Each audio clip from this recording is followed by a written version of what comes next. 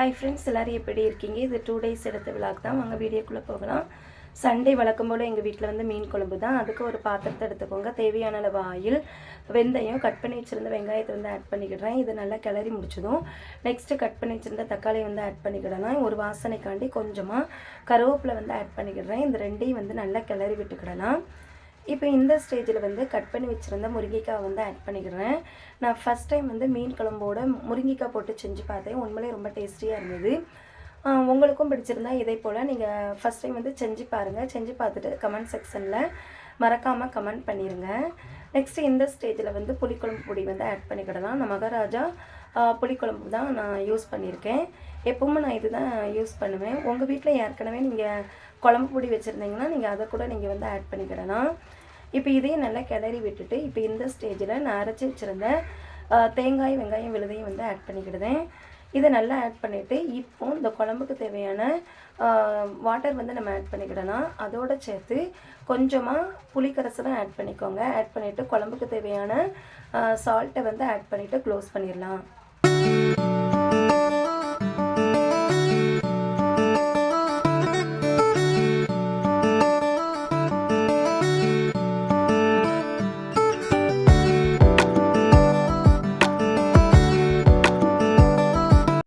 ஸ்டேஜில் நான் கழுவி வச்ச சீலா மீனை வந்து ஆட் பண்ணிக்கிடுறேன்.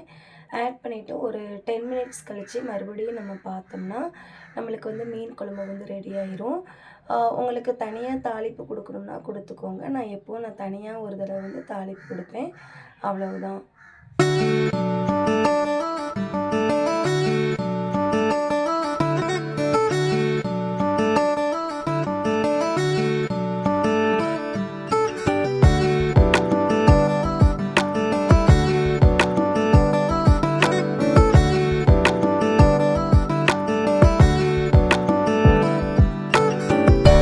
நம்மளுக்கு மீன் குழம்பு வந்து ரெடி ஆகிடுச்சு. நெக்ஸ்ட்டு வந்து மீன் பொரித்து எடுத்துடலாம். அது நான் தவாவில் போட்டு தான் பண்ணியிருந்தேன். அதுக்கு மசாலா வந்து சிக்கன் 65 6 பாக்கெட் ஒன்று, அப்புறம் ஆச்சி ஃபிஷ் ஃப்ரை 10 ரூபா பாக்கெட்டு அதில் கொஞ்சமாக ஆட் பண்ணிக்கிட்டேன். ரெண்டையும் நல்லா லைட்டாக தண்ணி ஊற்றி கலந்துட்டு மீனில் வந்து தடவி வச்சிடலாம். ஒரு அரை மணி நேரம் கழித்து இந்த தவாவில் போட்டு நம்ம பொரித்தோம்னா டேஸ்டியான சீலா மீன் ஃபிஷ் ஃப்ரை வந்து ரெடி ஆயிரும். நீங்கள் ஒன் டைம் வந்து இதே போல் செஞ்சு பாருங்கள். சீலா மீனில் வந்து ரொம்ப முள் இருக்காது, நடுமத்தியில் மட்டும்தான் இருக்கும். அதனால் சாப்பிட்றதுக்கும் ரொம்ப நல்லாயிருக்கும், டேஸ்ட்டும் ரொம்ப நல்லாயிருக்கும். உங்களுக்கு பிடிச்சிருந்தா ஒரு தடவை இதே போல் மறக்காமல் செஞ்சு பாருங்கள்.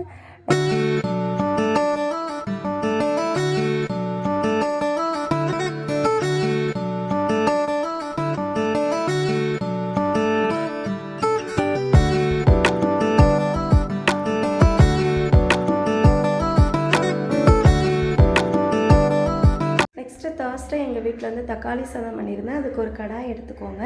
தேவையான அளவு ஆயில், கொஞ்சமாக நெய் ஆட் பண்ணிக்கிடலாம். நெக்ஸ்ட்டு எல்லா ஸ்பைசஸ் திங்ஸையும் ஆட் பண்ணிவிட்டு லைட்டாக கிளறி விட்டுக்கிடலாம். இப்போ இந்த ஸ்டேஜில் கட் பண்ணி வச்சுருக்க வெங்காயத்தை வந்து ஆட் பண்ணிக்கிடுறேன். அதையும் நல்லா கிளறி விட்டுக்கிடலாம். பொன்னிறமாக வரதுலேயே கிளறி விட்டுக்கோங்க. இப்போது நான் கட் பண்ணி வச்சுருந்த 4 தக்காளியை வந்து ஆட் பண்ணிக்கிடுறேன். அதையும் நல்லா கிளறி விட்டுக்கிடலாம். நெக்ஸ்ட்டு வந்து கொஞ்சமாக மல்லி இலைகளை வந்து ஆட் பண்ணிக்கிடுறேன். எங்கள் வீட்டில் வந்து புதினா இலை இல்லை. உங்கள் வீட்டில் இருந்தால் நீங்கள் கண்டிப்பாக வந்து ஆட் பண்ணிக்கோங்க.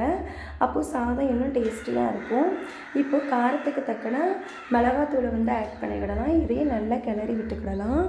நெக்ஸ்ட்டு அரைச்சி வச்சுருந்த இஞ்சி பூண்டு விழுதையும் ஆட் பண்ணிக்கிடுறேன். இதையும் நல்லா கிளறி விட்டுக்கிடலாம்.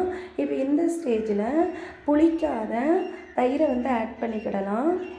நான் 10 ரூபா பாக்கெட் வந்து யூஸ் பண்ணியிருக்கேன். இது புளிக்கலை, அதனால் எல்லாத்தையும் யூஸ் பண்ணியாச்சு.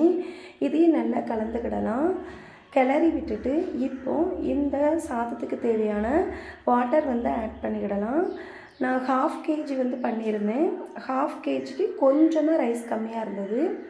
அதுக்கு தக்கன நான் வந்து வாட்டர் வந்து ஆட் பண்ணிக்கிடுறேன். ஆட் பண்ணிவிட்டு இது வந்து லைட்டாக க்ளோஸ் பண்ணிக்கிடலாம். க்ளோஸ் பண்ணிவிட்டு கொதித்து வரும். அப்போ அந்த ஸ்டேஜில் ஏற்கனவே நான் ஊற வச்சுருந்த பாஸ்மதி ரைஸை வந்து ஆட் பண்ணிக்கிடுறேன். ஆட் பண்ணும்போது தண்ணியை நல்லா இருத்துக்கோங்க. இருத்துட்டு வெறும் ரைஸ் மட்டும் போடுற மாதிரி பாருங்கள். போட்டுட்டு இப்போது இந்த சாதத்துக்கு தேவையான சால்ட்டை வந்து ஆட் பண்ணிக்கிடலாம். ஆட் பண்ணிவிட்டு லைட்டாக கிண்டி விட்டுருங்க. அப்புறம் கொஞ்ச நேரம் கழித்து பார்த்தோம்னா நம்மளுக்கு தண்ணிலாம் வற்றிரும். இப்போ இந்த ஸ்டேஜில் க்ளோஸ் பண்ணிவிட்டு ஒரு வெயிட்டான பொருளை வந்து நம்ம மேலே எடுத்து வச்சுக்கிடலாம். அடுத்து கொஞ்ச நேரம் கழித்து நம்ம பார்த்தோம்னா ஒரு 5 மினிட்ஸ் கழித்து பார்த்தோம்னா நம்மளுக்கு டேஸ்டியான தக்காளி சாதம் வந்து ரெடி ஆயிரும். அன்றைக்கி வந்து நான் கோவைக்காய் பொரியலும் பண்ணியிருந்தேன். அது ரொம்ப சிம்பிள் தான். ஒரு கடாயில் தேவையான அளவு ஆயில், கொஞ்சமாக கடுகு, உருட்டு உளுந்து ஒயிட் கலரில் இருக்கும்ல அதை கொஞ்சம் ஆட் பண்ணிக்கோங்க. நெக்ஸ்ட்டு கட் பண்ணி வச்சுருந்தேன் கோவைக்காய் வந்து ஆட் பண்ணிக்கிடுறேன். எல்லாத்தையும் நல்லா கலந்து விட்டுடலாம். இப்போது இந்த பொரியலுக்கு தேவையான சால்ட்டை ஆட் பண்ணிக்கிடலாம். ஆட் பண்ணிவிட்டு மறுபடியும் நல்லா கிளறி விட்டுக்கோங்க.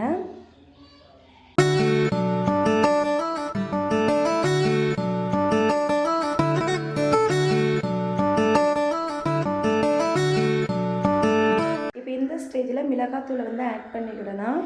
அது பச்சை வாசனை போந்தாண்டி நல்லா கிளறி விடுங்க. ஒரு 15 நிமிஷம் கழித்து இதை ஓப்பன் பண்ணி பார்த்தோம்னா நம்மளுக்கு கோவைக்காய் பொரியல் வந்து ரெடி ஆகிடும். இது ரொம்ப சிம்பிள் தான், ஆனால் அதே நேரத்தில் ரொம்ப டேஸ்டியாக இருக்கும். அதை விட இதில் ரொம்ப மருத்துவ குணங்கள் இருக்குதுன்னு சொல்கிறாங்க. அதனால் இது கிடைக்கிற நேரத்தில் நல்லா பண்ணி சாப்பிடுங்க.